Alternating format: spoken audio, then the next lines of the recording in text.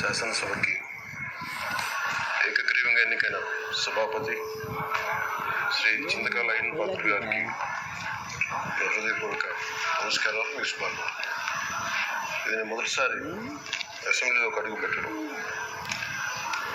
ఇలాంటి సుదీర్ఘ రాజకీయ అనుభవం ఉన్న దాదాపు 7 సార్లు ఎమ్మెల్యేగాను, ఒకసారి పార్లమెంట్లో అడుగుపెట్టిన మీకు, Panchayati Raj, technical education, forest, R&B అనేక మంత్రిత్వ శాఖల్ని సమర్థవంతంగా నిర్వహించిన మీకు, ఈ సభాధ్యక్షుడు, ఈ స్పీకర్ స్థానంలో కూర్చోవడం చాలా ఆనందంగా ఉంది.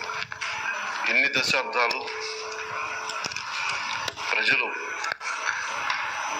రాజకీయ జీవనంలో ప్రజలు మీ వాడి వేడి చూశారు. మీకు కోపం వస్తే ఋషికొండను చెక్కినట్టు ప్రత్యర్థులకి పదునైన ఉత్తరాంధ్ర యాసలో గుండు కొట్టేస్తారు. ఒకటే బాధేస్తా ఉంది సార్, ఇకపైన మీకు తిట్టే అవకాశం లేకపోవడం. కానీ ఇక మీద సభలో ఎవరు తిడుతున్నా దాన్ని ఆఫ్ చేసే బాధ్యత మీ చేతిలో ఉంది. మీరే మైక్ ఆఫ్ చేయాలి. అంటే మా చిన్నప్పుడు నేను చూసేవాడు, ఒకసారి అల్లరి చేసే అబ్బాయిని క్లాస్ లీడర్ చేసేవాడు చిన్నప్పుడు మా స్కూల్లో. కానీ ఇన్నాళ్ళు ప్రజలు మీ వాడి వేడి పలుకులు, మీ ఘాటైన వాగ్దాటి చూశారు. ఈ రోజు నుంచి రాష్ట్ర ప్రజలు మీ హుందాతనం చూస్తారు. డిబేట్స్ వెనకాల దాక్కుని సంస్కారహీనమైన భాషల్ని, భావాల్ని రకరకాల మాధ్యాల్లో విరజిమ్ముతూ ఉంటారు. దాని నియంత్రణ మీ ఆధ్వర్యంలో ఇక్కడి నుంచే మొదలవ్వాలి.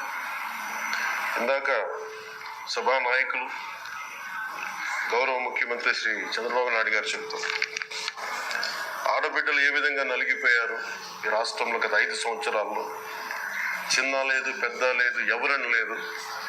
ఎవరన్నా సరే ఒక మాట మాట్లాడితే వాళ్ళు వ్యక్తిగతంగా దూషణ, సోషల్ మీడియాలో వాళ్ళని క్యారెక్టర్ అసాసినేట్ చేయటం, వాళ్ళు పెద్ద నాయకులు కావచ్చు, కార్యకర్తలు కావచ్చు, లేదా వాళ్ళకి ఎదురు తిరిగి ఒక ఒపీనియన్ చెప్పి ఎవరైనా సగటు మనిషి కూడా కావచ్చు. అది ఇక్కడతో ఈ రోజు నుంచి ఆగిపోవాలి అధ్యక్షుడు. అది మీ ఆధ్వర్యంలోనే మొదలవ్వాలి. గత ప్రభుత్వం తాలూకు సభ జరిగిన విధానం చూస్తే ఈ వ్యక్తిగత దూషణ ఇవన్నీ చాలా ఇబ్బంది పెట్టే ప్రజలు. ఈ రోజున వాళ్ళకి 11 సీట్లకు పరిమితం అయ్యారు. ఈరోజు లేరు, ధైర్యం లేదు వాళ్ళకి. విజయాన్ని తీసుకోగలిగారు కానీ ఓటమి కూడా ధైర్యంగా కూర్చుకునే వాళ్ళకి స్థాయి లేదు. వాళ్ళకి పారిపోయారు ఇక్కడి నుంచి. భావంలో ఉండే తీవ్రత భాషలో ఉండాల్సిన అవసరం లేదు.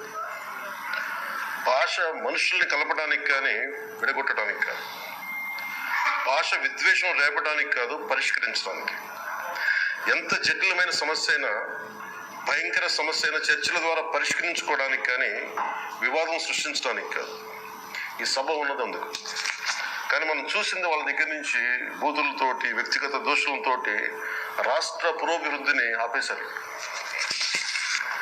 అలాంటి సభ కాకుండా ఇందాక మన పెద్దలు శ్రీ గౌరవ ముఖ్యమంత్రి చంద్రబాబు గారు చెప్పినట్టుగా ఇది భవిష్యత్తుకి ఇది ఒక ప్రమాణం అవ్వాలి. 2047 వరకు ఇంత అద్భుతమైన స్థానంలో మనకి ఆంధ్రప్రదేశ్ తెలుగు జాతి ఉన్నత స్థాయికి వెళ్ళాలంటే ఈరోజు మనం వేసే ప్రతి అడుగు అది భవిష్యత్ తరాలకు ఒక నిర్దేశక, ఒక టచ్ స్టోన్గా ఉండిపోవాలి, గిట్టురాయిగా ఉండిపోవాలి. ఈ రోజున ఈ సభలో ఉన్న గౌరవ సభ్యులందరూ చట్టాలు చేయడానికి ఉన్నారు, చట్టాలు ఉల్లంఘించడానికి కాదు. విభేదించడం అంటే ద్వేషించడం కాదు, వాదించడం అంటే కొట్టుకోవడం కాదు. ఇవన్నీ విభేదించడం, వాదించడం ఇవన్నీ ప్రజాస్వామ్యానికి చాలా మౌలికమైన పునాదులు. ఆంధ్రప్రదేశ్ ఆవిర్భావం జరిగి అసలు భాషా ప్రయుక్త రాష్ట్రాల ఆవిర్భావమే మన ఆంధ్ర రాజ్యంతో మొదలైంది. అమరజీవి పొట్టి శ్రీరాములు గారి బలిదానం మీద మన రాష్ట్రం పుట్టింది. 56 రోజులు తిండి తిప్పలు తినకుండా నరకం అనుభవిస్తూ ఆయన బలైపోయారు. ఆయన మరణానికి చేరువవుతూ ఆమరణ నిరాహార దీక్ష చేసిన ప్రతిరోజు మనకి దాదాపు ఈ సుదీర్ఘమైన 6 దశాబ్దాల కాలం, 1.5 సంవత్సర కాలం అంటే ఆయన ప్రతిరోజు చావుకు చేరువవుతూ భోజనం లేకుండా ఆయన గడిపిన ప్రతిరోజు మనకి 1.5 సంవత్సర కాలం. అలాంటి నేపథ్యంలో అలాంటి మహోన్నతుడు శ్రీ పొట్టి శ్రీరాములు గారి త్యాగాన్ని కనుక మనం ఈ సభలో ప్రజా సంక్షేమం కోసం మాత్రమే చర్చలు జరగాలి, వాదోపవాదాలు హద్దులు దాటకుండా ఉండాలి, వ్యక్తిగత దూషణకి తావివ్వకుండా ఉండాలి. అలా కాకుండా గత ప్రభుత్వం లాగే ఈ సభని తిట్లకి, బూతులకి, కొట్లాటకి వాడితే ప్రతి నిమిషం పొట్టి శ్రీరాములు గారి బలిదానాన్ని అవమానం చేసినట్టే. ఒక గొప్పవాడు, ఒక మహానుభావుడు బతికినప్పుడు మాత్రమే కాదు, చనిపోయిన తర్వాత కూడా కొన్ని తరాలు ఉపయోగపడతారని నిరూపిస్తారు.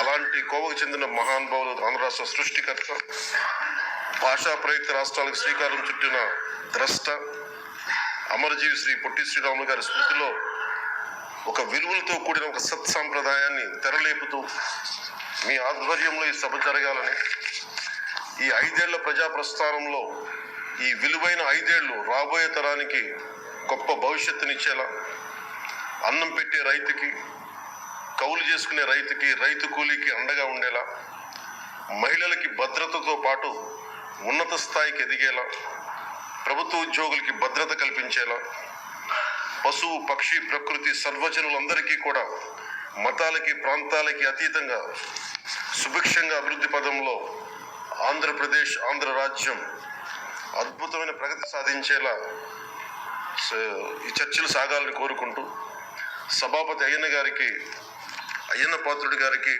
మీ ఆధ్వర్యంలో ఈ సభ ఒక సరికొత్త సాంప్రదాయానికి, సత్సాంప్రదాయానికి ఇది తెరతీయాలని కోరుకుంటూ మీకు మరోమారు శుభాభినందనలు తెలియజేసుకుంటాను.